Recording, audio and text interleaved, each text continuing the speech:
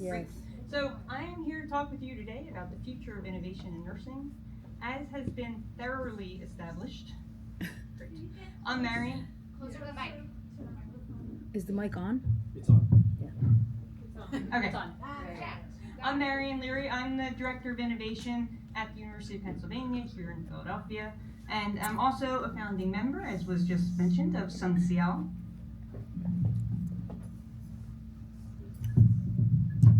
Maybe I'll hold it. How about I do that? Yeah. All right. So I'm a founding member of SUNCIAL. I do a variety of other things.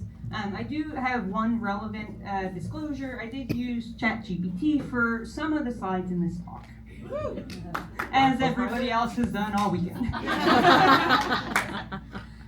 So Nico mentioned this at the beginning of the conference. I'm going to mention it to close us out. I just want to acknowledge that we are on the lands of the Lenape people here in Philadelphia, and I want to make sure that we honor them as we work, live, study, and innovate on their lands.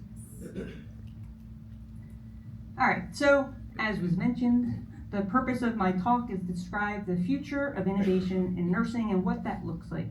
Before I do, though, I just want to define what innovation means to me, because innovation means many different things to many different people, again, as we've sort of talked about throughout the weekend. Or I guess today's the weekend, as we talked about at the end of the week. So at Penn Nursing, we define innovation as the creation of something new or the application of something used in a different way that delivers value. Over the years, though, my definition of innovation has changed.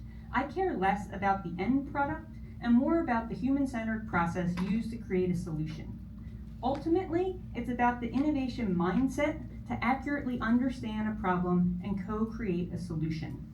Using the innovation methodology, you may end up with a quote-unquote disruptive innovation, but more importantly, you will end up with a human-centered, equity-centered solution that meets your end user's needs, wants, and desires. And that, for me, is the most important part of innovation.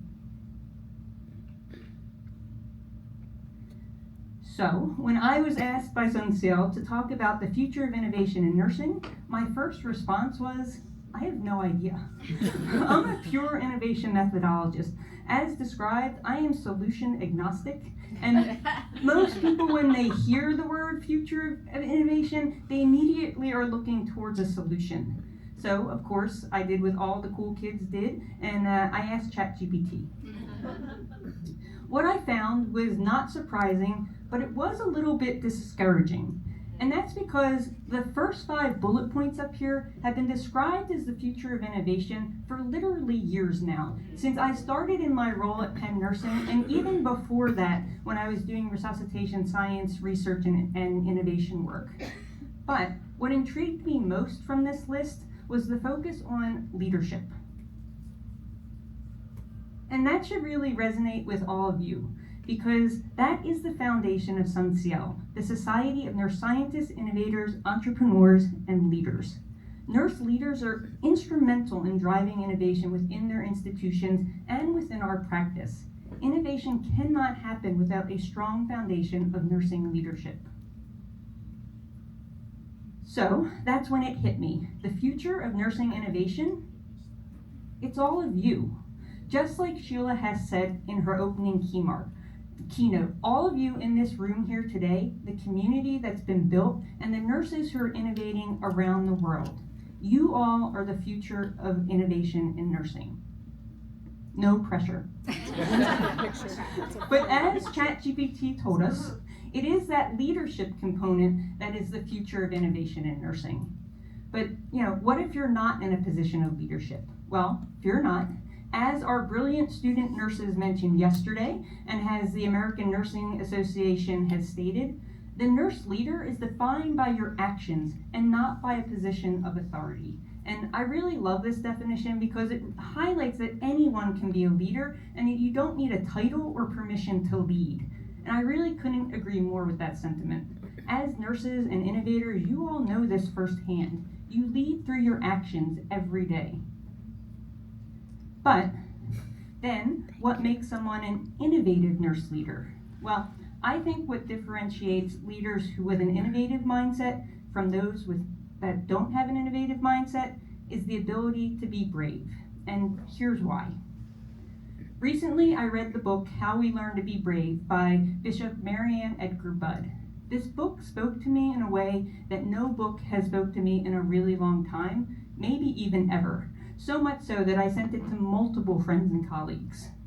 Within this book, Bishop Edgar Budde explains how pivotal moments in life, such as deciding to act, deciding to stay, or deciding to step up, serve as opportunities to cultivate courage, and it illustrates that bravery is a continuous journey, not a singular event. Personally and professionally, there was a lot of wisdom in this book that I needed to hear at the time I was reading it. Interestingly, and what really made this book resonate with me, was a section devoted to the diffusion of innovation theory. Innovation theory, in a book about spirituality and bravery. It literally blew my mind a little.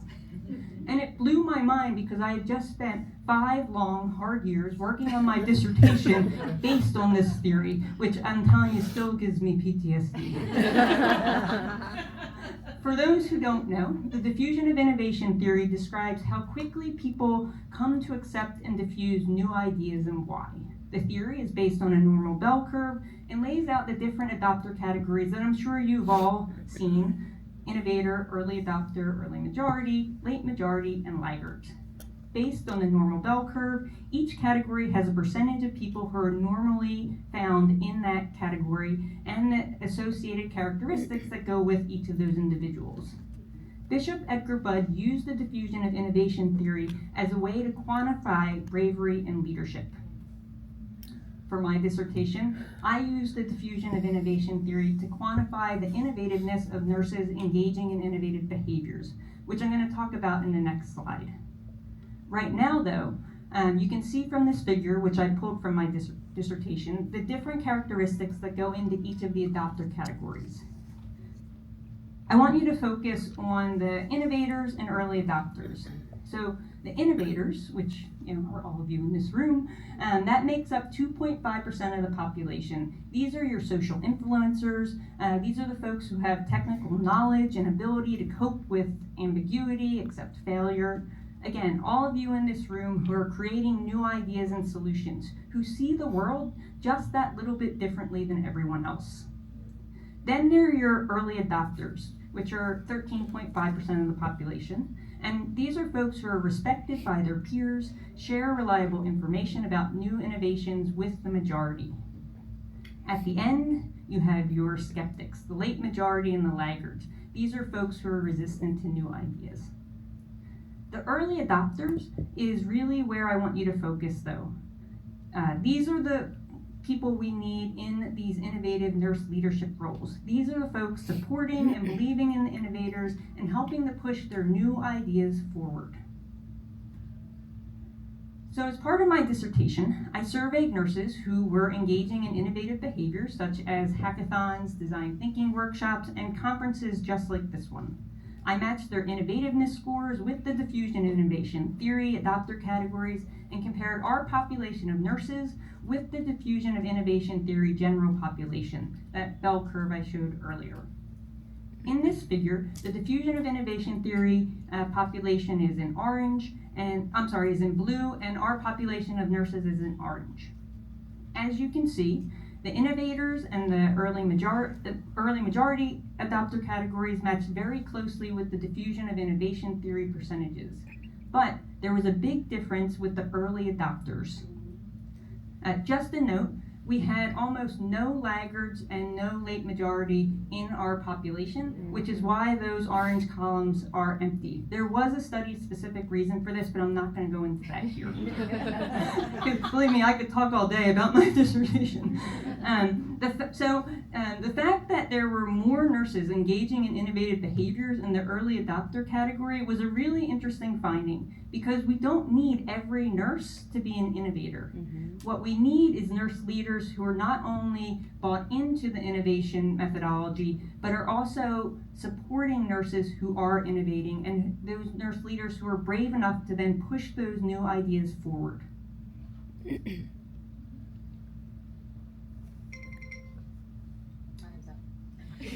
I did not say that.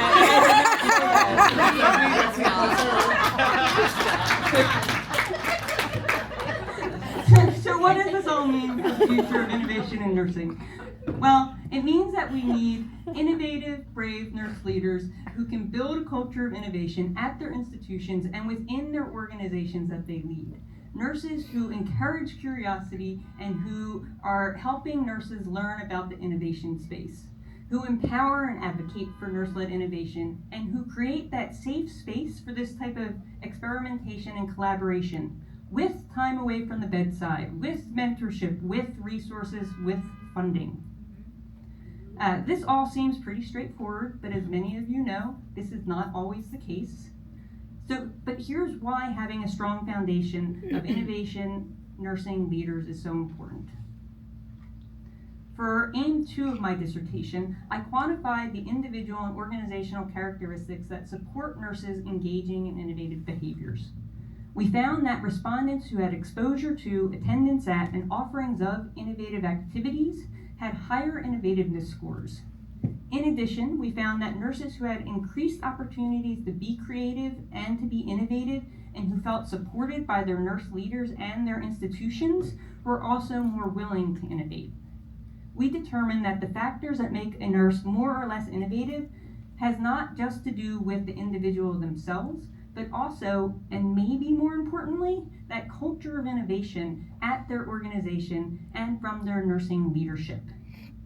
And why is that important? Well, it's important because innovation is built on a culture of bravery. So if you're interested in the results of my dissertation, all 3 papers have been published. You can read them all online. That was not a plug, so thank you. That was more of a reference slide.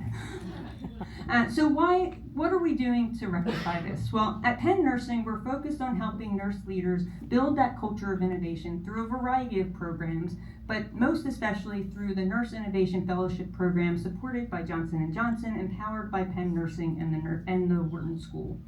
For those who don't know, this is a 1-year team-based fellowship for chief nursing officers and senior nurse leaders from around the country, and the goal really is to advance healthcare by powering up nurse-led innovation and leadership. The Nurse Innovation Fellowship immerses these fellows in the innovation process, where they focus on human-centered design, equity-centered design, and design thinking. And during the program, these fellows work through a real health or healthcare problem at their institution using the design thinking method. Teams are also taught then business and leadership skills specific to innovation from our partners at Wharton. The expectation here is at the end of this program, teams will not only have implemented the solution within their hospital or health system, but that they will have developed an innovative mindset that can now be used and infused throughout their institution. And this is really starting to take hold. So these are our 2 first cohorts that included 2 senior nurse leaders from 10 different institutions, again from around the US. As part of the fellowship, we invite their other team members to join in all the virtual sessions and to work through the human-centered design process so that they're, again, infusing that innovation methodology and mindset throughout each of their hospitals. The spread of this program for both cohorts is wide, with a range of course, 2 individuals participating, our J&J fellows, to more than 30 and 40 team members at each of these hospitals, also working through the human-centered design process. This is really important because I just showed for my dissertation that the more exposure to, attendance at, and offerings of innovation activities increases nurses' innovativeness and their willingness to innovate. So we do have a new cohort starting in this year, but we haven't officially announced the teams yet, so stay tuned for that. And this year we're able to increase the number of teams from 10 to 15, which will definitely now help to drive even more transformational change in healthcare. I do want to just take a chance to thank Johnson & Johnson for all of their support of nurses and nursing innovation, and of course our Nurse Innovation Fellowship Program.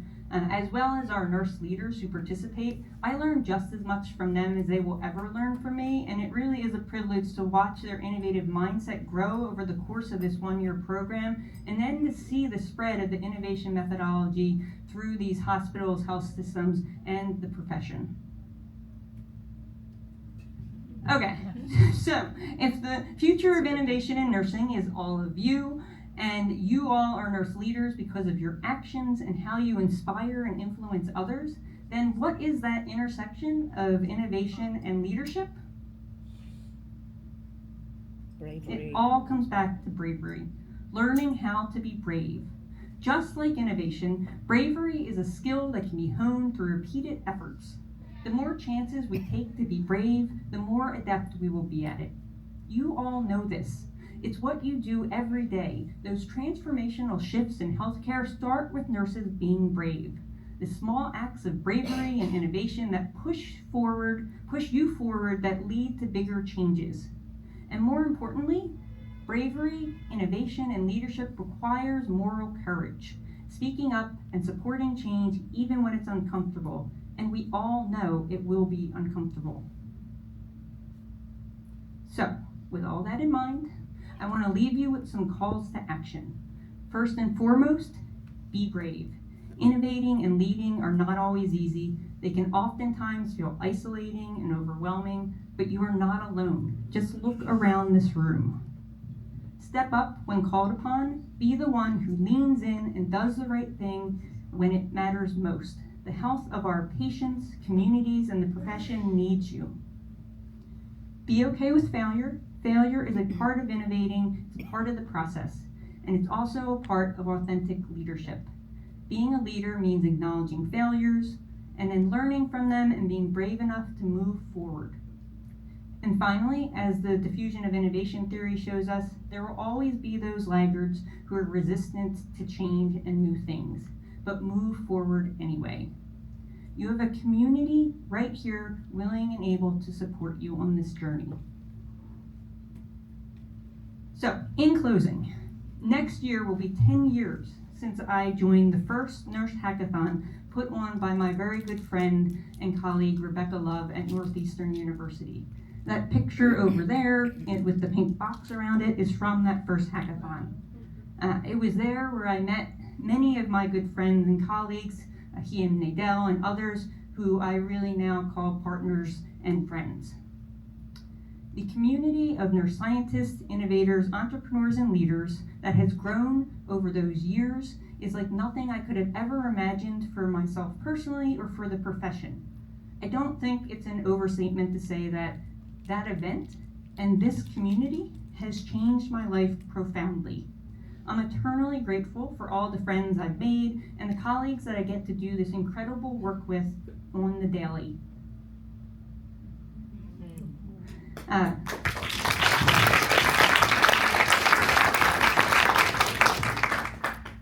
We are in such uncharted times right now, and having a strong, brave, innovative community of nurses and nurse leaders will be critical to keeping ourselves, our patients, our students, and our communities healthy and safe. The future of nursing innovation is depending on all of you. I am honored to be in community with you all and to be leading and innovating alongside you. With that, if you ever need me, I am very easy to find, and I am happy to take questions. Thank you all very much.